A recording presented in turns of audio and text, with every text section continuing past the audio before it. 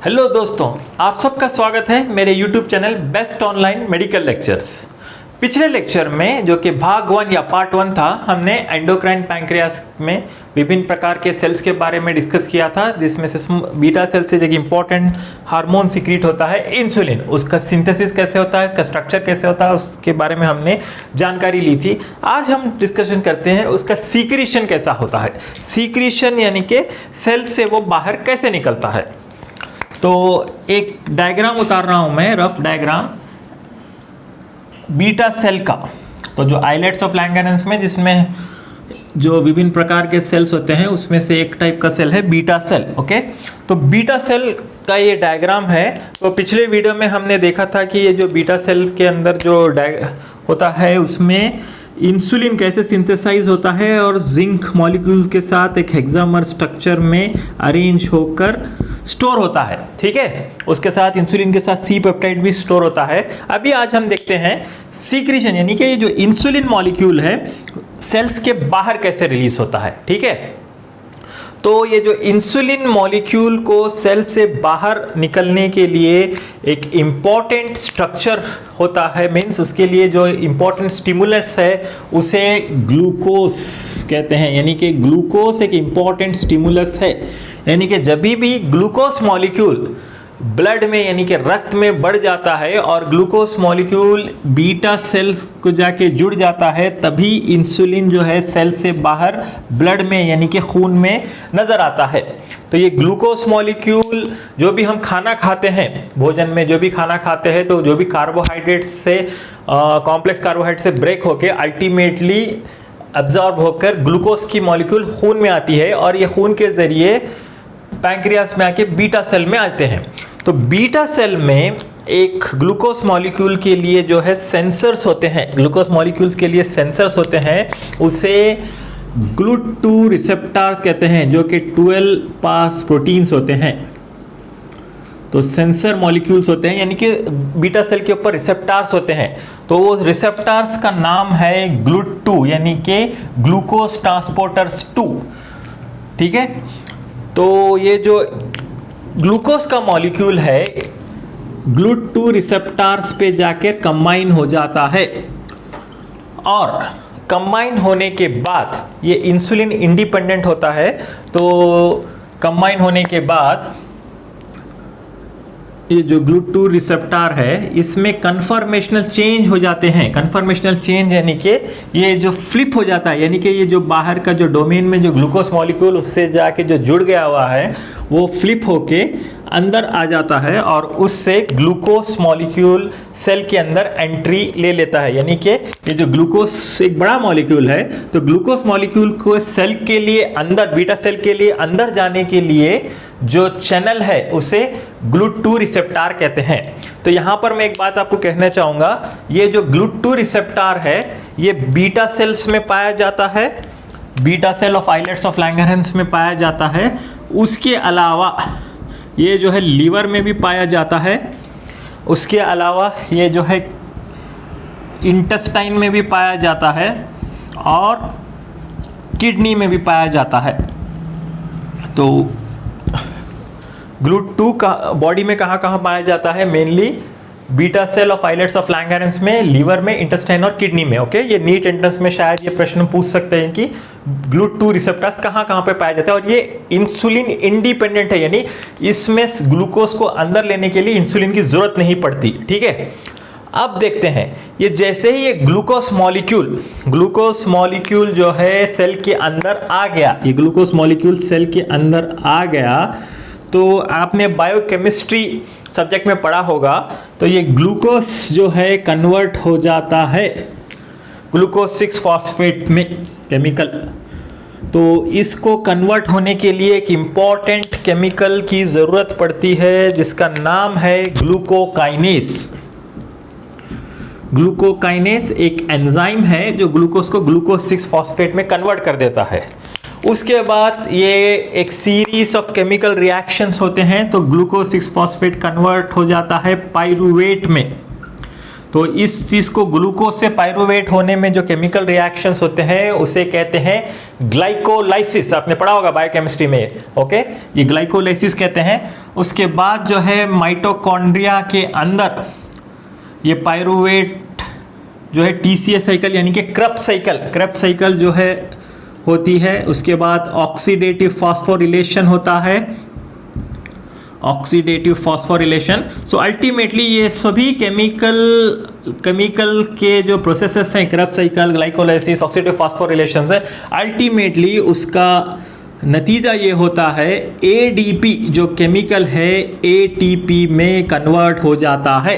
यानी कि glucose molecule जब बीटा सेल के अंदर दाखिल हो जाता है या एंटर हो जाता है तो ये बहुत से केमिकल चेंजेस होते हैं, ग्लाइकोलाइसिस हो जाता है, क्रेब्स साइकिल हो जाता है, ऑक्सीडेटिव फॉस्फोरिलेशन हो जाता है, जो कुछ होके अल्टीमेटली मेटाबॉलिज्म होके ग्लूकोज जो है ADP केमिकल को ATP में कन्वर्ट कर देता है। ठीक है, यहां तक स्टोरी आपको समझ में आ गई। अभी ये जो सेल मेम्ब्रेन है, सेल मेम्ब्रेन में ये जो GLUT2 रिसेप्टर के अलावा आइलेट्स ऑफ लैंगरहंस का जो बीटा सेल है, GLUT2 रिसेप्टर्स के अलावा यहाँ पर 2 इंपॉर्टेंट चैनल्स होते हैं, आयोन चैनल्स। एक होता है पोटेशियम चैनल और एक होता है कैल्शियम चैनल। ओके, एक होता है पोटेशियम चैनल और एक होता है कैल्शियम चैनल। इसके बारे में अभी मैं आपको डिटेल बताता हूं।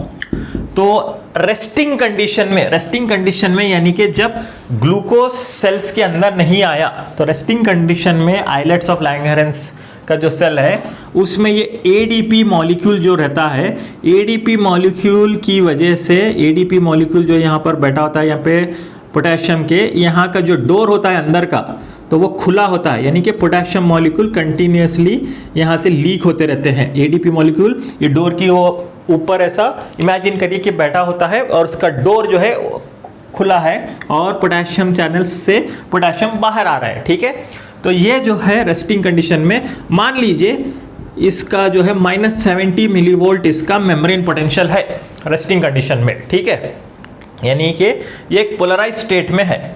ठीक है, उसके साथ रेस्टिंग कंडीशन में कैल्शियम के जो है ये चैनल्स तकरीबन क्लोज होते हैं, तो इसमें कैल्शियम की एंट्री नहीं होती, क्लोज रहते हैं। तो ये जो है रेस्टिंग कंडीशन में है, यानी कि सेल अभी कुछ ग्लूकोज की एंट्री नहीं हुई। जैसे ही ग्लूकोज की एंट्री सेल के अंदर हो गई तो ये जो ADP है ATP में कन्वर्ट होता है अल्टीमेटली। अभी आपने देखा था कैसे होता है, ये सभी प्रोसेस की तरफ से होने के बाद क्या होता है, यही जो पोटेशियम जो चैनल है, पोटेशियम का जो चैनल है, तो ये ADP यहाँ पे जो बैठा था, फिर ये ATP जो ADP कन्वर्ट होके ATP बन जाता है, तो ATP ये चैनल को क्लोज कर देता है, पोटेशियम चैनल को क्लोज कर देता है। क्लोज करने की वजह से जो सेल के अंदर का जो पोटेशियम है वो सेल में ही रह जाता है और बाहर नहीं निकलता। तो इसकी वजह से क्या होता है, जो मेम्ब्रेन का जो पोटेंशियल है चेंज हो जाकर ज़्यादा पॉजिटिविटी हो जाती है। तो अगर ये -70 है तो मान लीजिए यहाँ पे -50 मिलीवोल्ट हो गया, यानी कि सेल डीपोलराइज हो गया, पोलराइज स्टेट से डीपोलराइज हो गया। कैसे, ये जो ATP सेंसिटिव पोटेशियम चैनल कहते हैं, तो जैसे ही ग्लूकोज एंटर हुआ इतने केमिकल रिएक्शंस हुए और ATP की पैदावार हुई, ATP जाकर इस दरवाजे को जो कि पोटेशियम को जो बाहर भेज रहा था उसको बंद कर देता है, यानी कि सील कर देता है, तो उससे सेल डीपोलराइज हो जाता है। अब सेल डीपोलराइज होने के बाद जो ये कैल्शियम के जो चैनल्स हैं, कैल्शियम के जो चैनल्स हैं वो ओपन हो जाते हैं। ये वोल्टेज सेंसिटिव कैल्शियम चैनल्स हैं, यानी कि ये जो पोटेशियम है ATP सेंसिटिव, यानी ATP से ये एक्ट करते हैं और ये कैल्शियम जो है वोल्टेज के चेंज से ऑन हो जाता है। जैसे ही ये वोल्टेज गिर गया, यानी कि पॉजिटिव चार्ज अंदर आ गया और डीपोलराइज हो गया, ये चैनल्स ओपन हो जाते हैं और बाहर से एक्स्ट्रा सेलुलर फ्लूइड से कैल्शियम जो है इंट्रासेलुलर फ्लूइड के अंदर आ जाता है। और ये कैल्शियम जो जिंक मॉलिक्यूल के साथ जो इंसुलिन मॉलिक्यूल और C पेप्टाइड जो लिखा है उसे ड्रैग करके सेल मेम्ब्रेन पर आकर एक्सोसाइटोसिस एक प्रोसेस या क्रिया के तहत इंसुलिन को ब्लड में सीक्रेट कर देता है। इंसुलिन के साथ सी पेप्टाइड भी सीक्रेट होता है। सी पेप्टाइड और इंसुलिन एक ही मात्रा में, यानी कि अगर 100 मॉलिक्यूल इंसुलिन बाहर निकले तो सी पेप्टाइड भी 100 मॉलिक्यूल निकलेगा, यानी कि 100 मॉलिक्यूल। उसके साथ अमाइलिन केमिकल भी रिलीज होता है। तो इंसुलिन रिलीज यानी कि इंसुलिन के सीक्रेशन के लिए बीटा सेल से ग्लूकोज बहुत इंपॉर्टेंट मॉलिक्यूल है। तो ग्लूकोज जब स्टिमुलेट करेगा तभी इंसुलिन निकलेगा, समझ रहे हैं आप। ग्लूकोज जाके रिसेप्टर पे जाएगा, इतना सब केमिकल चेंजेस होंगे तभी इंसुलिन मॉलिक्यूल निकलेगा, यानी इंसुलिन रिलीज करने के लिए ग्लूकोज स्टिमुलस है। सिर्फ ग्लूकोज ही नहीं है, अमाइनो एसिड्स हैं, अमाइनो एसिड्स हैं, फैटी एसिड्स है, कीटोन्स है और अदर हार्मोन जैसा ग्लूकागॉन है, ये सब लोग अफेक्ट करते हैं इसकी सीक्रेशन पे। तो वो हम रेगुलेशन में देखते हैं। अभी टाइमिंग इतना याद रखिए। अभी ये स्टेज पे मैं आपको एक 2-4 क्लिनिकल पॉइंट्स बोलना पसंद करूंगा। तो पहला क्लिनिकल पॉइंट एक डायबिटीज मेलाइटस। डायबिटीज मेलाइटस जो है मेनली इंसुलिन की कमी से होता है। टाइप 1 या तो इंसुलिन सही से काम नहीं कर रहा है यानी डिफेक्टिव है या सीक्रेशन कम हो रहा है, तो टाइप 2 डायबिटीज होता है, ठीक है। उसी डायबिटीज की एक किस्म है जिसे कहते हैं मोडी, MODY। इसका फुल फॉर्म है maturity onset diabetes of young. इसका फुल फॉर्म है maturity onset diabetes of young. तो इस बीमारी में क्या होता है, ये जो ग्लूकोकाइनेस का जो एंजाइम है, ग्लूकोकाइनेस का जो एंजाइम है इसमें म्यूटेशंस हो जाते हैं, यानी कि इसकी पैदावार डिफेक्टिव हो जाती है, यानी ग्लूकोकाइनेस काम सही से नहीं करता। अगर ग्लूकोकाइनेस एंजाइम काम सही से नहीं करेगा तो क्या होगा, तो जो भी ग्लूकोज अंदर आया है ग्लूकोज 6 फॉस्फेट या पायरुवेट में नहीं बनेगा, अल्टीमेटली एटीपी नहीं बनेगा। अगर एटीपी नहीं बनेगा तो ये पोटेशियम चैनल बंद नहीं होगा, और अगर बंद नहीं होगा तो कैल्शियम चैनल ओपन नहीं होगा, और अगर कैल्शियम चैनल ओपन नहीं होगा तो इंसुलिन रिलीज नहीं होगा। यानी कि अगर ग्लूकोकाइनेस में खराबी है तो इंसुलिन नहीं निकलेगा। हालांकि ग्लूकोज अंदर चला भी गया तो भी इंसुलिन नहीं निकलेगा। अगर इंसुलिन नहीं निकलेगा तो फिर वही प्रॉब्लम है, यानी कि डायबिटीज होगी। तो इस टाइप की बीमारी को मोडी कहते हैं, maturity onset diabetes of the young, ठीक है। वो एक हो गया। उसके अलावा जो टाइप 2 डायबिटीज में हम जो दवाइयां देते हैं, जो कि ओरल हाइपोग्लाइसेमिक ड्रग्स जिसे कहते हैं, ठीक है, कुछ दवाइयां देते हैं ताकि हम इंसुलिन की सीक्रेशन को अच्छा करें। तो उनमें से 2 किस्म की जो दवाइयां होती हैं, 2 कैटेगरी की एक दवाइयां होती हैं। एक है सल्फोनिल यूरिया, सल्फोनिल यूरियास, ये एक फैमिलीज ऑफ ड्रग्स है जिसमें आते हैं टॉलब्यूटामाइड और ग्लीमेपराइड, ग्लिकाजाइड। तो ये विभिन्न प्रकार के ड्रग्स होते हैं जो कि डायबिटीज में आमतौर पे दिया जाता है, ग्लीमेपराइड, टॉलब्यूटामाइड। तो ये जो सल्फोनिल यूरिया है, इनका मैकेनिज्म ऑफ एक्शन कैसे है, तो ये जो है ये सल्फोनिल यूरिया इसी एटीपी सेंसिटिव पोटेशियम चैनल्स को बंद कर देते हैं, यानी ब्लॉक कर देते हैं। ये जो इनका मैकेनिज्म कैसे, वो जो दवाई जो केमिकल हम जो खाते हैं टैबलेट, वो अल्टीमेटली पेट में से जो है जज्ब होकर, इंटेस्टाइन जज्ब होकर खून में आ जाता है केमिकल, जैसे ग्लीमेपराइड, टॉलब्यूटामाइड, वो आकर बीटा सेल के एटीपी के ये जो पोटेशियम चैनल्स हैं, इसके जो एटीपी सेंसिटिव पोटेशियम चैनल है इसको बंद कर देता है और डीपोलराइजेशन होता है। डीपोलराइजेशन होने के बाद क्या होता है, कैल्शियम की एंट्री होकर इंसुलिन निकलता है, यानी कि ये बंद करने से इंसुलिन का पैदावार सीक्रेशन ज्यादा होता है, ठीक है। ये एक है। इसी मैकेनिज्म पे और एक किस्म के ड्रग्स हैं जिसे कहते हैं मैग्लिटिनाइड्स, और एक सेकेंड फैमिली है। तो उसके एग्जाम्पल है रेपाग्लिनाइड, रेपाग्लिनाइड या नैटिग्लिनाइड। सो ये जो ड्रग्स है ये भी इसी मैकेनिज्म्स पे काम करते हैं, यानी कि ये भी ये एटीपी सेंसिटिव पोटेशियम चैनल्स को ब्लॉक कर देते हैं और डीपोलराइजेशन करके कैल्शियम की एंट्री होके इंसुलिन निकल जाता है, ठीक है। इसके अलावा और एक किस्म की जो ड्रग है जो कि अपोजिट एक्शन करता है, वो है डायज़ॉक्साइड, डायज़ॉक्साइड। सो ये डायज़ॉक्साइड जो है यही चैनल पे, पोटेशियम चैनल पे काम करता है, लेकिन ये बंद नहीं करता, इसको खुला रखता है, इसे खुला रखता है। ऐसे जैसे एडीपी जो रेस्टिंग कंडीशन में रहता है ज़्यादातर खुला रखने की कोशिश करता है, यानी जब अगर ग्लूकोज गया तो भी इसको खुला रखने की कोशिश करता है। तो डायज़ॉक्साइड का इन ड्रग से अपोजिट रिएक्शन होता है। यूजुअली ये ड्रग देते हैं इंसुलिनोमा में। इंसुलिनोमा का एक ट्यूमर है जहाँ पे बीटा सेल से ज़्यादातर इंसुलिन प्रोड्यूस होता है। तो हमको जब इंसुलिन का सीक्रेशन कम करना होता है, इंसुलिन का सीक्रेशन कम करना है तो इसको खुला रहने दो।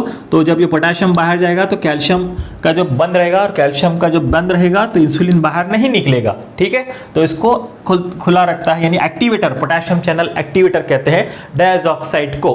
ठीक है, तो ये थे कुछ clinical points mechanism of insulin secretion से जो रिलेटेड है। हम नेक्स्ट वीडियो में देखते हैं रेगुलेशन, कैसे जो इंसुलिन का जो सीक्रेशन होता है कंट्रोल होता है ग्लूकोज से या अमाइनो एसिड से या इंक्रीटिन मॉलिक्यूल्स। उसमें भी इंक्रीटिन मॉलिक्यूल्स के बारे में डिस्कस करते हैं, जो कि नए ड्रग से सीटाग्लिप्टिन, टेनाग्लिप्टिन, उल्टाग्लिप्टिन कैसे एक्ट करते हैं वो भी हम उसी में डिस्कशन करेंगे। और फंक्शंस और mechanism of action of insulin के बारे में भी हम डिस्कशन करेंगे। ठीक है, अभी आपको नेक्स्ट वीडियो में मिलते हैं। धन्यवाद।